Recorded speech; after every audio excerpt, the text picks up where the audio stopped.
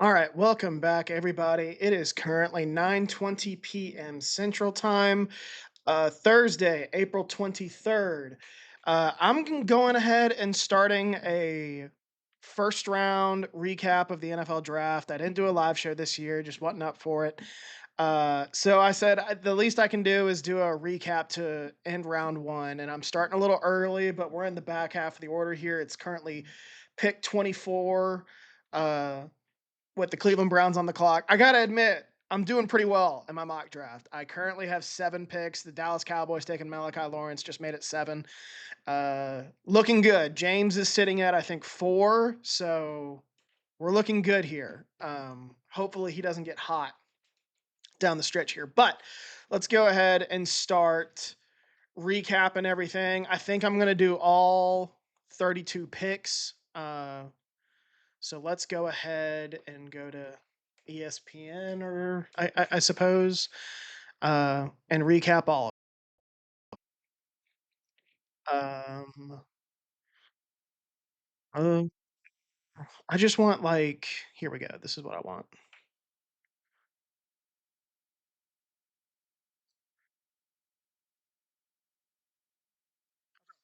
Well, I just want a board. Can I just get a board? Uh,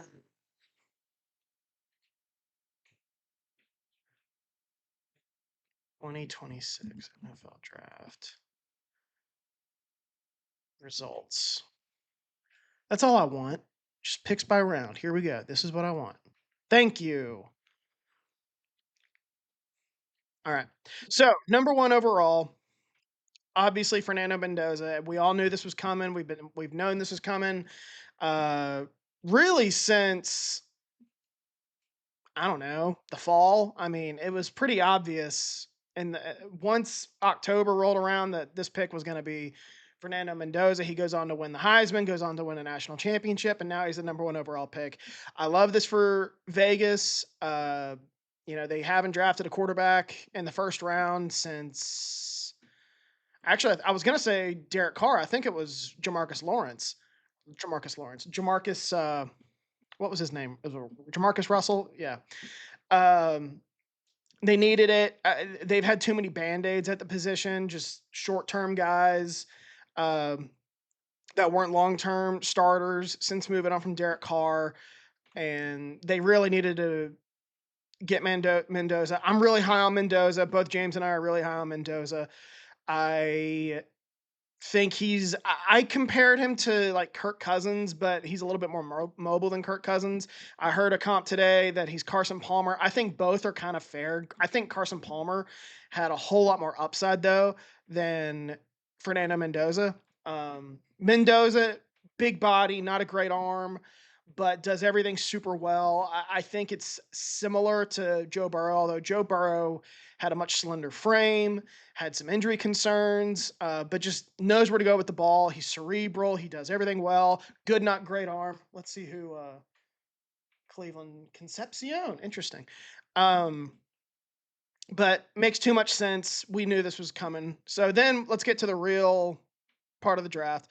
Number two, speculation all week was is it going to be Reese or Bailey at number two?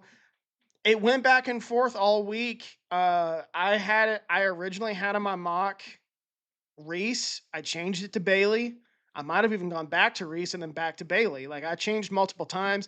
The betting markets today. I don't think I checked on my way to work, but while I was at work, I threw on DraftKings, and earlier that morning, David Bailey was like minus 205 to go number two. And then when I checked later in the day, Arvell Reese was favored at like minus 125. And I said, well, shit. And I already put my mock draft out. But it ends up being David Bailey. I don't love this for the Jets. I think David Bailey is a really good pass rusher, which the Jets needed, but I don't think his ceiling's very high. Really good pass rusher, but I think in a normal draft class, he would have been what they call a designated pass rusher. I don't think he's a 3 down player. I think elite first step quickness, and that I think that's why the Jets liked him a lot. But I don't think he has a very high ceiling, but him on one side and Will McDonald on the other, I think the Jets could have a decent pass rush. Um, but this is a very Jets pick, in my opinion. I'm not surprised. The closer we got, the better.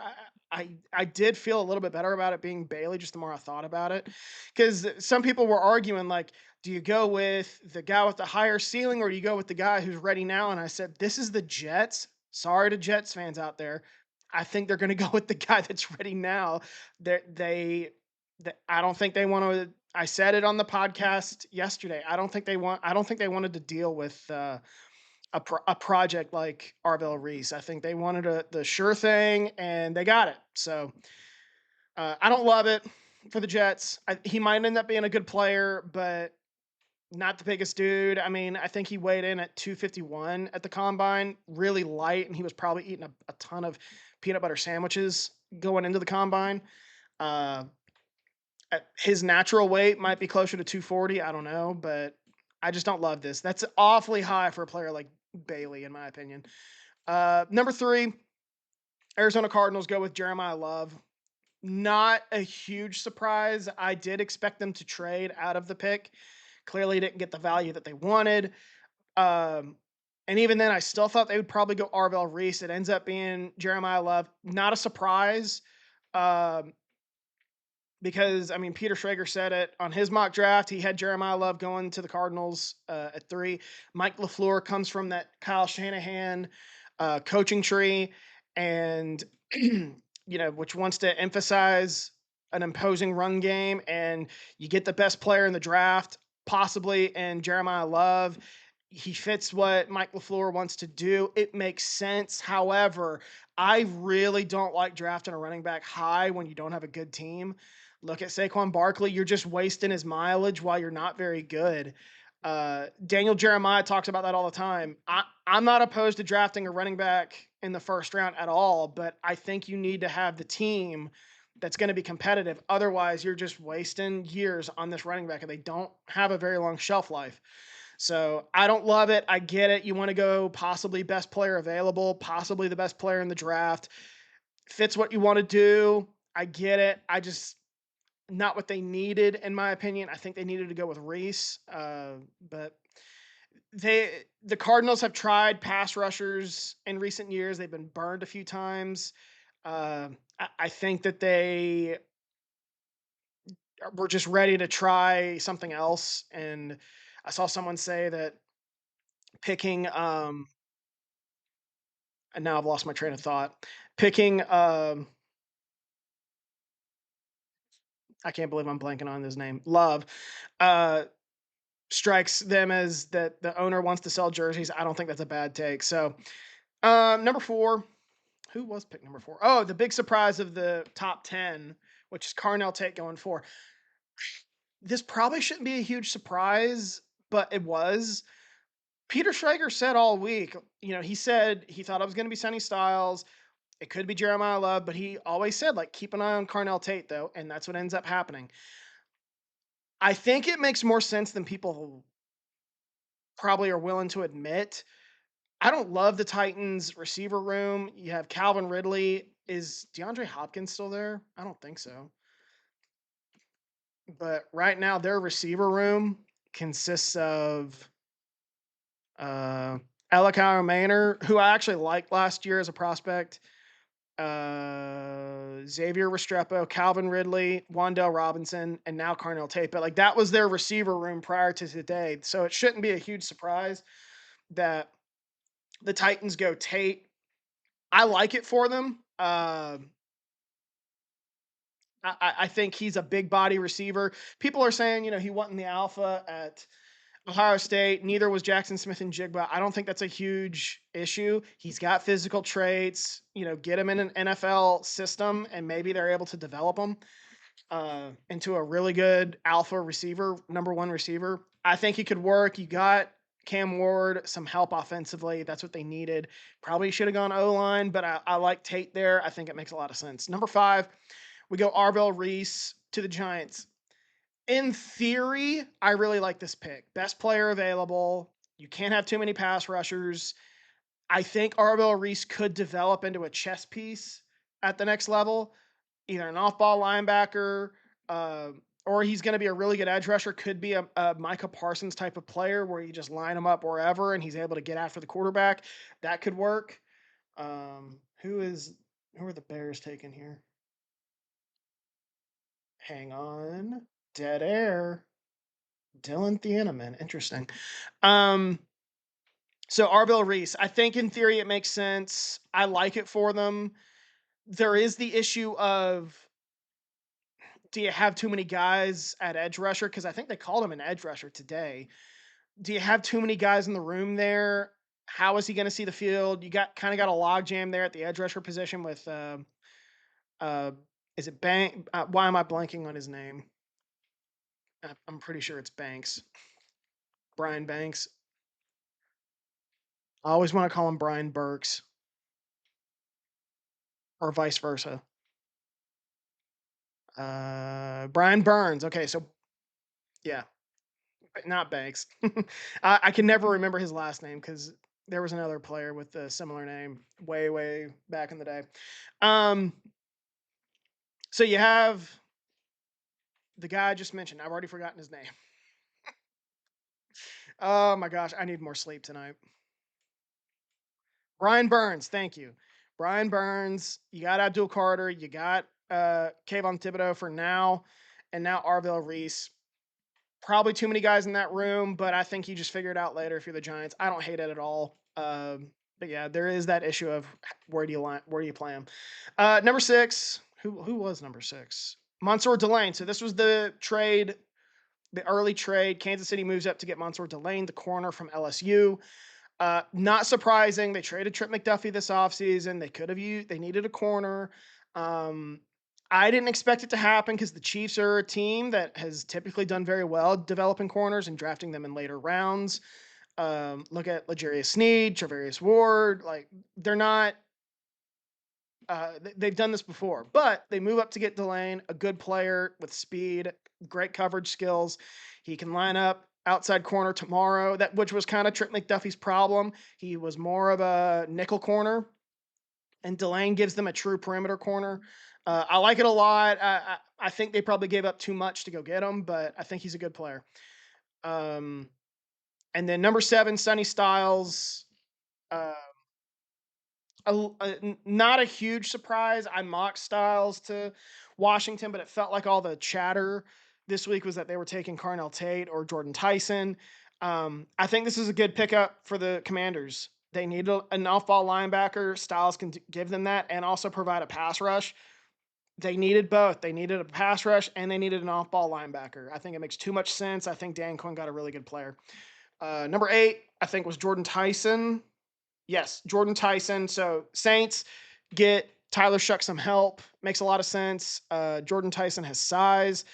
Would complement Chris Olave very well. Olave kind of does everything. Tyson does everything too, but also gives you a big body on the perimeter. I think that the Saints needed, and they needed another pass catcher for Shuck, and they got one. I really like that pick. Spencer Fano goes number 9 to Cleveland. It felt like Cleveland was going to go O-line the last few weeks. The question was which one. This week, it seemed like their eyes were on Fano, and it makes sense because Cleveland needs help like at all 5 positions on the offensive line, and Fano can play 4 of the 5 positions tomorrow. I think he's a mauler, big dude, versatile. Like, it just made sense for Cleveland to get him. I think that was a great pick by them. And then number 10, another offensive lineman. The Giants take Maui Noah, the tackle. Although I think some people called him a guard today, out of Miami. I like it. I really like what the Giants did. They loaded up on front 7 and offensive line. Giants haven't been able to get the offensive line right for years. John Harbaugh comes in. First thing he does is beef up the front 7 and offensive line. I like the approach a lot. I thought it was going to be Caleb Downs originally, but I like the Maui Noah pick a lot and the Reese pick. I think the Harbaugh era is off to a good start. Yeah, so that's the 10th pick. 11th pick, Dallas trades up to get Caleb Downs, probably the best pick of the draft. I can't believe Downs fell outside the top 10, but this is safeties for you. We're seeing it right now. Dylan Thieneman goes 25. A lot of people thought he would be a top 20 pick. Um, I think, no, I've lost my train of thought. The league just doesn't value safeties all that much, not like they used to. And you saw it today. Downs fell outside the top 10, and Thieneman fell to 25. I think Keelan Rutledge, wow, goes to Houston. Didn't see that coming. Um, Downs, I think, was probably the best player in this draft. I haven't seen very many safeties that are as good as him. Just physical, versatile, just a great ball hawking player. I think Dallas got a really good one there in Caleb Downs. Like I think that's the best pick of the first round so far. And they didn't give up a ton to go get him. Caden Proctor, the tackle from Alabama, goes 12 to Miami. I felt like Miami was going to go trenches. In the moment, I thought it would be Ruben Bain, but Proctor makes sense. New general manager, John Eric Sullivan, comes from Green Bay, where they value offensive line quite a bit. They value versatility. Proctor, they're going to try him at tackle, probably going to end up being a guard, could play both. So that's why I think it makes sense for John Eric Sullivan, coming from Green Bay, where they value guys who can play multiple positions. Take a guy like Proctor, and the dude's just a freak of nature. 6'7", 350 or something. Big dude, mauler. Uh, Miami wants to start up front, and I can't blame them. So I really like that pick. Then we get to the big surprise of the first round, which is Ty Simpson, quarterback from Alabama, going to the Rams. You know, for years I defended Jordan Love to the Packers, and I'm gonna defend the Rams a little bit here, but I'm gonna defend their mentality. I totally agree with drafting a quarterback before you need a quarterback. Let Ty Simpson wait a year or two behind Matthew Stafford until he retires or whatever, or you figure that out at a later date. But let him develop, get him in the room, get him with McVay. I like the approach. I don't love Ty Simpson as a player. I just don't see it. He's not very big.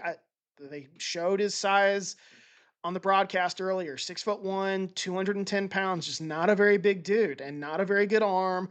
I just don't see it. Good cerebral player. He knows where to go with the football. I just don't think he's going to be that good. Jordan Love was a totally different player. Project, but had elite arm talent. You could see it back then when he was at Utah State.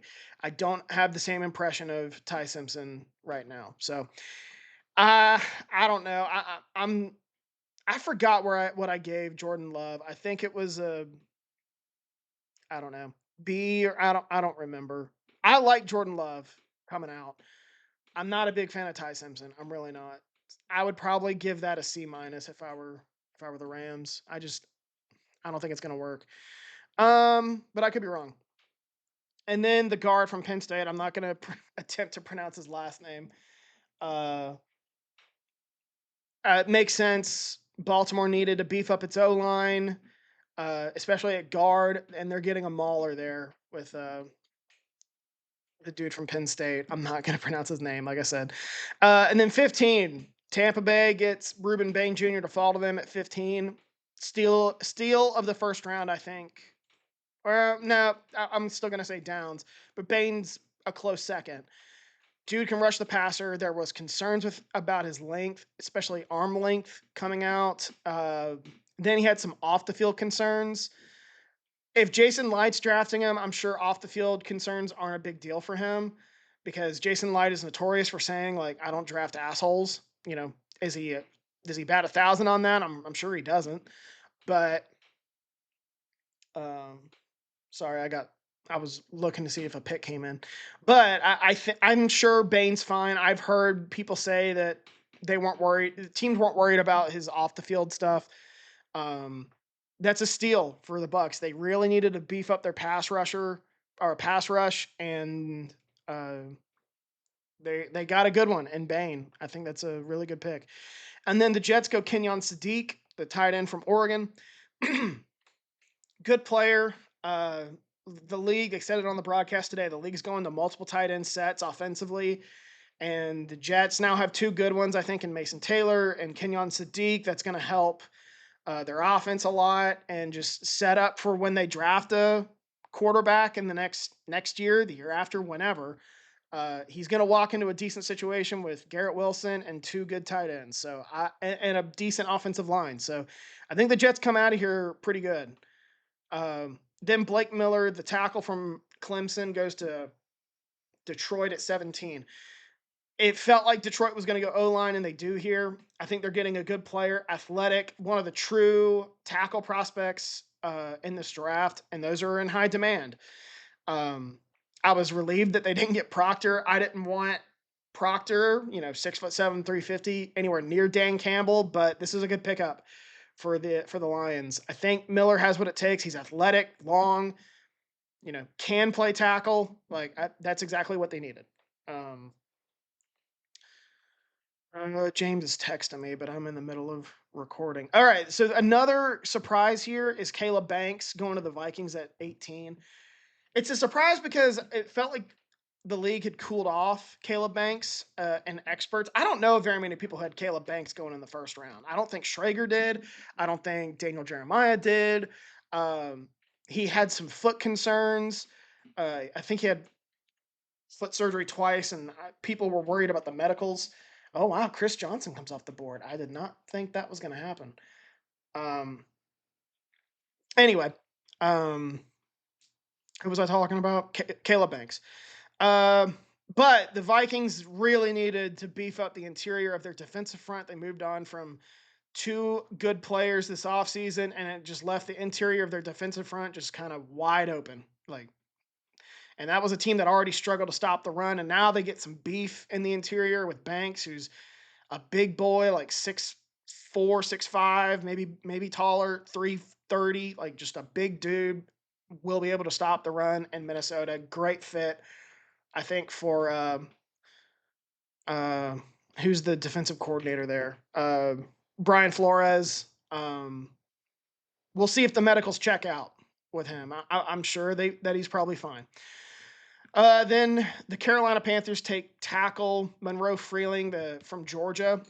It felt like Freeling was going to hear his name called pretty early, and he goes inside the top 20. I was pretty on the money, although I had him going, I think, 21.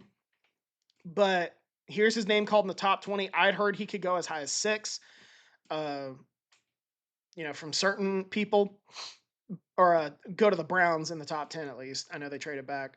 But Freeling, I think, good player. They're getting good value for him here. If they had drafted him, if the Browns had drafted him in the top 10, that probably would have been a little rich. Hang on, the Patriots are trading up, which they've dealt with a lot of issues today. Who could they go with here? I'm probably going to say Keldrick Falk. An edge rusher. Could be a tackle or an offensive lineman. Caleb Lomu. Interesting. All right. Yeah, they needed offensive line help. Who was I talking about? Freeling. Makes sense. They said on the broadcast that Ike Ekwonu might miss time after getting injured in the playoffs. So getting Freeling there makes a lot of sense. Taylor Moton has been there a while. I think he's entering his 10th season. So looking to the future at the position makes sense. I think that's a good pickup for the Panthers. And then James's Eagles take Malachi Lemon at number 20. Not a huge surprise. I thought Howie Roseman was going to go offensive line, but it's clear they're moving on from A.J. Brown. That's like the worst kept secret in the league right now. And when you move on from A.J. Brown, you're going to need another pass rusher. They're loading up here with Malachi Lemon. Now, I will say I feel like I don't like this. I don't like making this argument. I really don't with the draft. But if you're going to move on from A.J. Brown, I feel like you should have gotten someone with size. Denzel Boston would have been a good choice, in my opinion. Omar Cooper Jr. Would have been okay as well. But they go with a shorter guy, seen as more of a slot player by some, but he's more versatile than people think in Lemon. But little surprising, I suppose. But them going receiver is not surprising. I felt like that could happen, even though it seemed like the Eagles were going to go offensive line. And they have a few picks here to get someone in the building. They've done that before. Landon Dickerson comes to mind. Um, who was the dude from Cam Jurgens comes to mind. Like they have drafted offensive line on day 2, gotten them in the building, uh, and then be starters in a year or two. So that's a pretty Howie pick in my opinion. Um, then 21, the Steelers take Ianachor. I think that's how you pronounce his name. I don't know. The tackle from Arizona State. Makes sense. They needed tackle help really bad. Broderick Jones has not played well at the position at left tackle. Troy Fautanu has at right, so I think they might move Fautanu to left, put this new guy at right tackle, and then roll with an offensive line that should be better. But they needed tackle help really bad. The Steelers did, so makes sense. 22, the Chargers take Akeem Mesidor, the edge rusher from Miami, by way of West Virginia. Age is a concern with me for Mesidor. He's 25 years old. I don't love drafting players that are that old because normally their developments in the rear view window, but the Chargers needed help at edge rusher. Khalil Mack's getting older. They lost Odafe this offseason. Tuli Pelotu, I think is his name, how you pronounce his name, uh, slated to be a free agent next year. Like that was a position that could have gone from like we're fine at this position to holy crap, we need help as early as next year. So getting someone in the building, I think is good for the Chargers. Gives them some depth, and they needed a pass rush too. And then 23, the Cowboys take Malachi Lawrence, the edge rusher from UCF. His name picked up a lot of steam this week, specifically to the Cowboys. A lot to like about him. He's full of traits. Young, like his development's still ahead of him.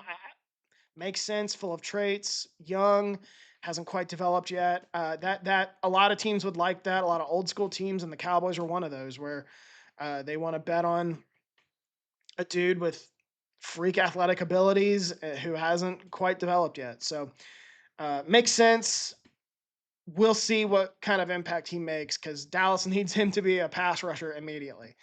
Uh, I think they're banking on the future though with him.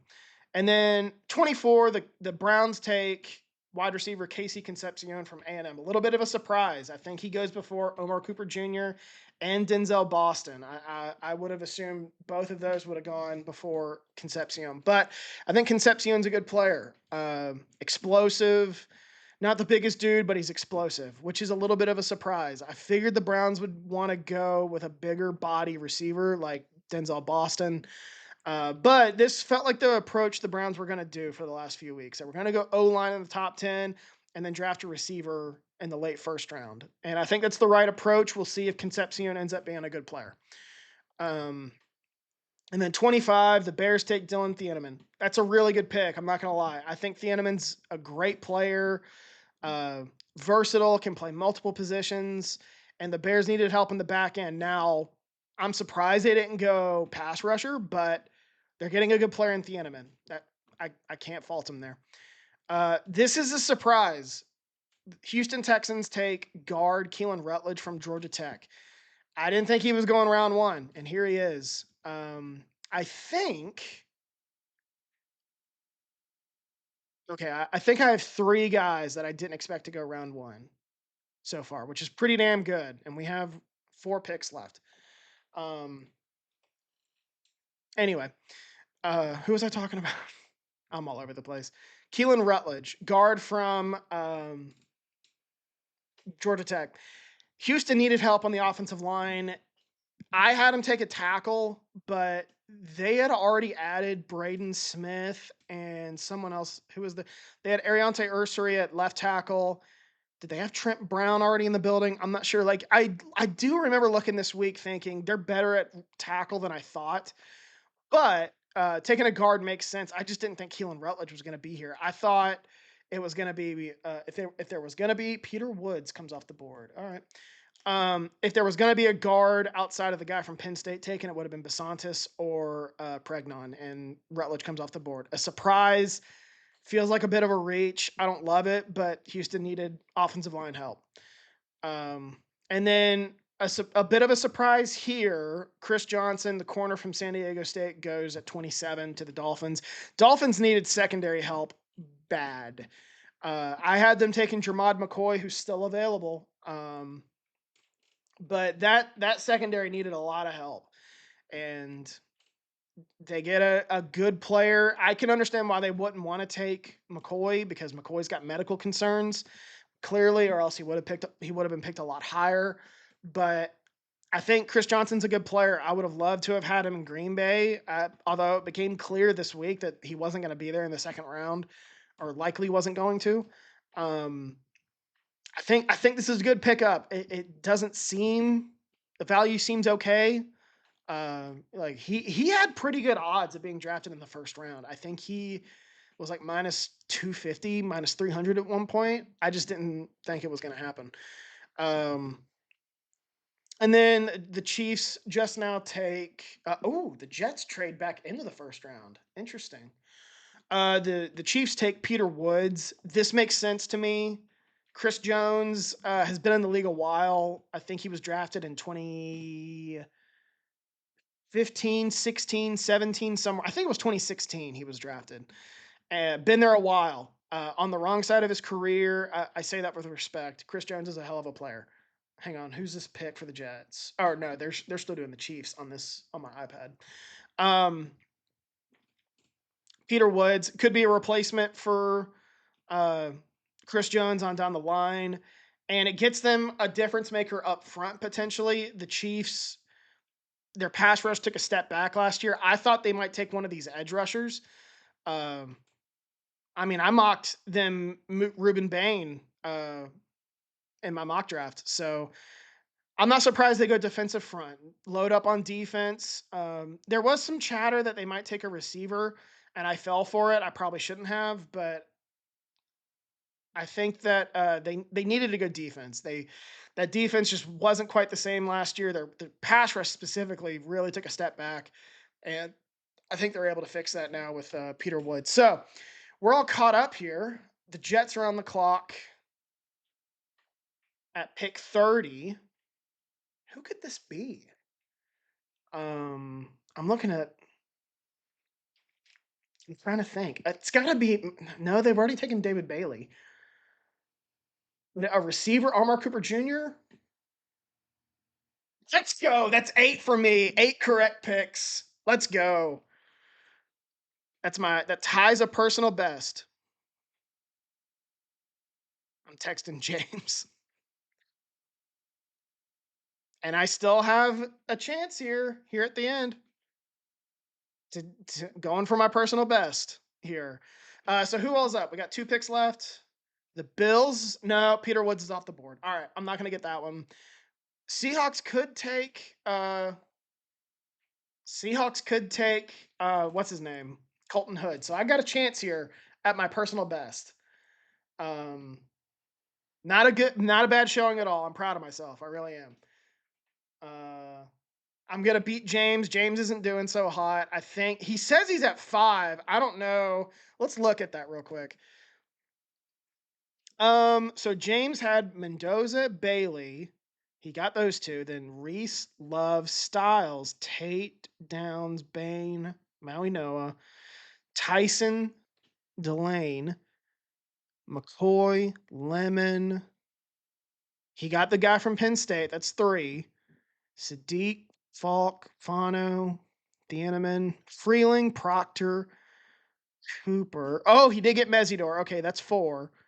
Lomu, Boston, Woods, Concepcion, Miller, McDonald. No, he's sitting at 4. I'm at 8. So I've won. Oh no, he got Freeling. That's right. Yeah, you're at 5. He's at 5.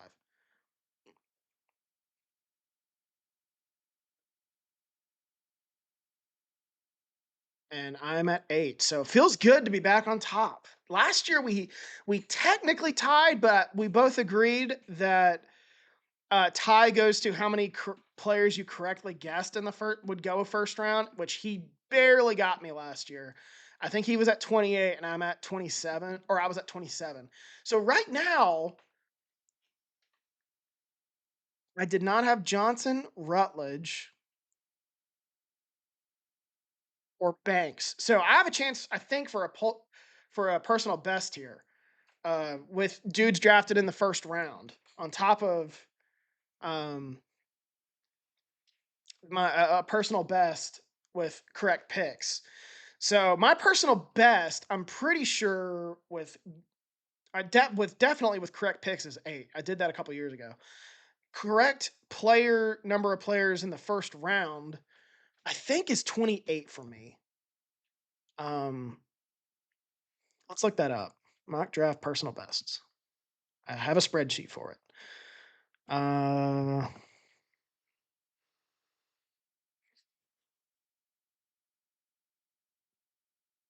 so 2015, I had 25, 2016, 24, 2017, 27, 18, 24, 2019, 23, 2020 was 24, 2021, 25, 2022 was 28, 2023 was 26, 2024, 28, 2025, 27, 2026. I might have a chance at 29. So we'll see here. So, oh, the Titans are on the clock. Interesting. Um, who could the Titans be getting here? I would imagine one of the pass rushers. I don't think it's a linebacker. I know there's been a lot of talk. I just don't think there's a linebacker to take here. Maybe CJ Allen. Um, it could be Jadarion Price, but I doubt it. They've already taken Tate. You would think this is a pass rusher. So Falk, Zion Young, somebody. And those are the only two that come to mind. Peter Wood, or no, Peter Woods is already off the bar. Who's the other dude? TJ Parker was the other dude from Clemson. Um, I think it's one of those three guys.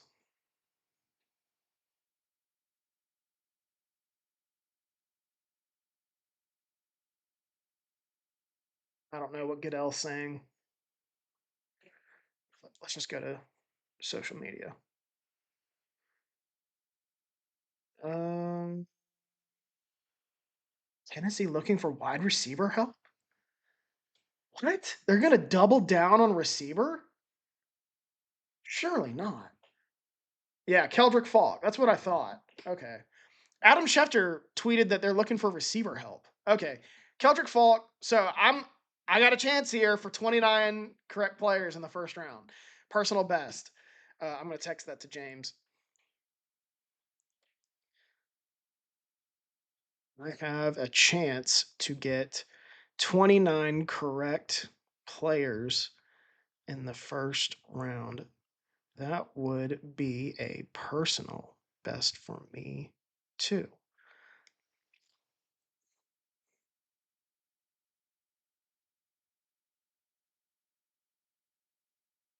All right. It's Keldrick Falk. A lot to like about him. I'm not surprised that Robert Sala would want someone like him. Dude is loaded with physical traits. I think he can play. Um, I think he's a good fit for what Sala wants to do too, for his scheme. I really like this move for Tennessee. I really do. There was talk that they were looking at one of these edge rushers. Um, yeah, I really like this move for Tennessee. So now we get to Seattle. I would imagine they're going to keep this pick. I don't know who would want. I mean, you never know. Someone might want to trade up. I thought they might trade back um, with Arizona, and Arizona would take Ty Simpson. That's what Schrager had in his mock draft. Uh, uh, Trevor Sikkema is going with a C minus for Keldrick Falk to Tennessee. I like it. I think the dude's loaded with traits. Um, lots I like about him. I think he could develop into a really good player. 6'5", 276. I'm looking at it right now. 34, almost no, it is 34-inch arms. Lots I like about him. I get why Robert Sala would go for him. So Seattle on the clock. My guess is that this is an offensive lineman. It could be Pregnon, could be Basantis. Um, it's not going to be a tackle. There's not one to take here, I don't think. It could be one of the edge rushers. Zion Young still on the board. That's really it. I don't think there would be another edge rusher that they could take. Maybe a linebacker, maybe CJ Allen, but I don't think so. My guess is this is one of the Tennessee corners. Or it could be the safety from Toledo. I mean, Seattle needs to replenish its secondary a bit. They lost some good players this offseason at the position. Uh, if this is Colton Hood, I'm gonna scream from the rooftop because that would be a personal best for me. Um, man, come on, give me Colton Hood. I gotta have Colton Hood.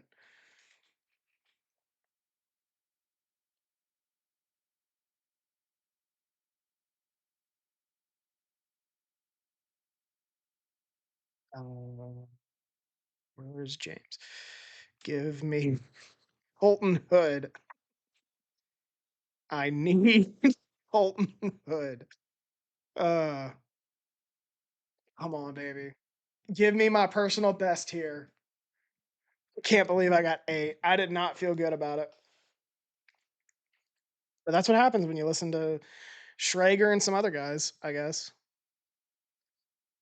Last year I did okay. Um, I wanted to do better. Last year was a bit of a disappointment. I felt kind of good about last year, and I ended up with 5 correct picks. Not horrible, not great, but not horrible. Um, horrible is like 1 or 0. You should at least get 1. 8's pretty good.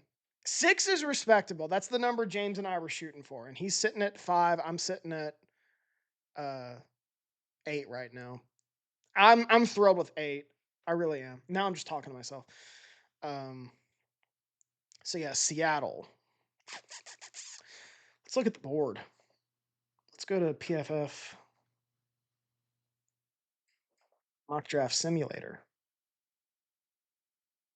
Uh, did the pick come in?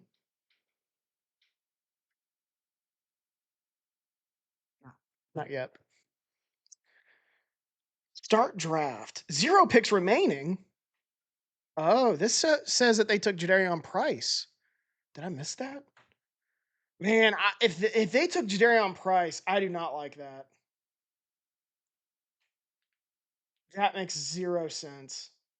Well, it doesn't make 0 sense, but I do not like that.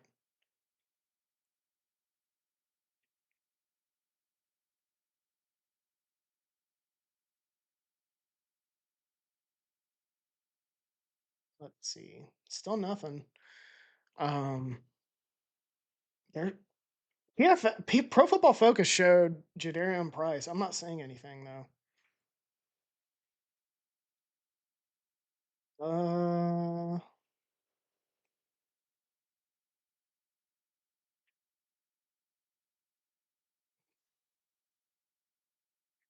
man, I'll tell you what. The internet has been on fire with this whole Diana Rossini and Mike Vrabel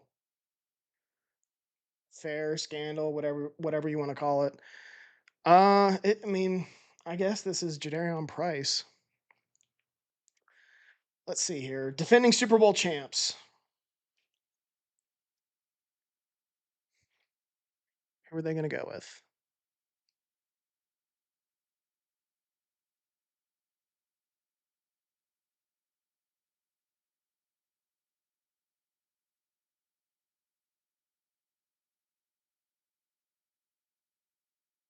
I think Goodell is just talking to the crowd.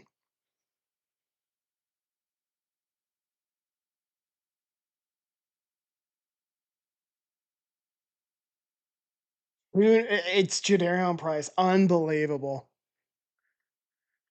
I really don't like that for Seattle. That's the one. I think that's so dumb. Granted, I made the argument earlier that be a good team when you draft a running back, and Seattle's a good team. I think you can find one later.